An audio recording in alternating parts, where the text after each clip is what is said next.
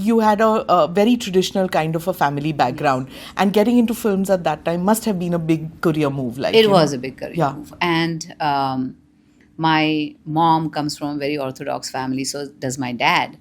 But still, my dad's family was okay, you know. But my mom's family was someone we had to like go to and ask for permission. And my great grandma was alive at that time, and we went and spoke to her because she was the oldest, you know, So you had of to the get- family. So we had to get permission. Tell that to from- this generation these days.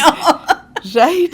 Yeah, so we had to go and talk to her, and she was very progressive. She was very progressive, very forward thinking, and she said, I've seen her dance and she's so talented, she should do something like this. Okay. She should do something that brings her art to the people, and I'm confident if she works hard she will do well.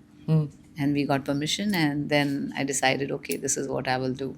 Your dance moves, of course, like they are legendary. Everybody knows about it. And tell me about your relationship with Saroj Khan and how you both did that collab. Today, the word collab is on. Yes. But between that partnership between you and Saroj Khan and the fabulous dance sequences that you did, explain to me that. Yes, I had worked with Saroj Khan even before Tezab.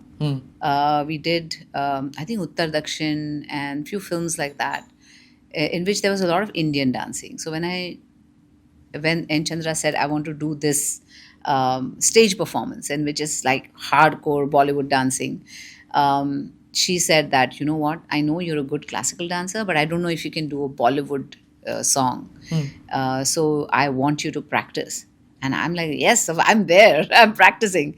Because even when I was dancing in films, till that point, I knew that I'm a good dancer, but I cannot do it the way it's supposed to, because I was so used to dancing on stage. And there are no restrictions on stage, right? And here it's a camera, and you have to talk to the camera while you're dancing.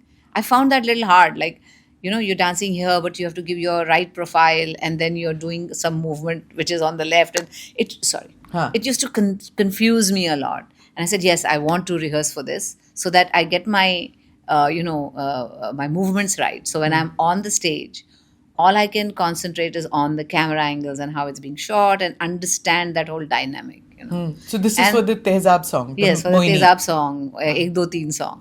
And that's when it clicked with me that what Bollywood dancing is That all backward about. movement? Yeah. How Of hard course, was it? We practiced with Saroj ji, of course, and we did again and again and again. So people say, you're so effortless. And I remember Roger Federer saying that. He says, people are like, you're so effortless. But he says, you don't see how much Effort goes into looking effortless. Yeah. You know? How much we worked hard to learn the movement, to do it again and again. I had even heard of Michael Jackson, like every Sundays, he used to just, him and a bottle of water, that's it. He used to stand in front of the mirror and he used to take one movement and do it again and again and again all day long. But because for the perfection, you know, you want it to be like, look effortless and just be like amazing.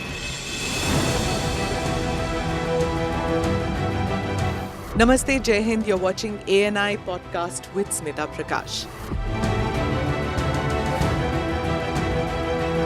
अगर हम उसको मस्जिद कहेंगे तो फिर विवाद होगा. The issue is टूटा है क्या भारत? 400 पार का मतलब ये है कि संविधान खतरे में है. क्या हम लोग ये निर्देश देते हैं कि फला को गिरफ्तार करके जेल डाल दें? वही तो कह रहे हैं सब. ये बेबुनियाद निराधार आरोप. सच्चा सुनना चाहो देखो स्मिता प्रकाश ANI. It does not lie.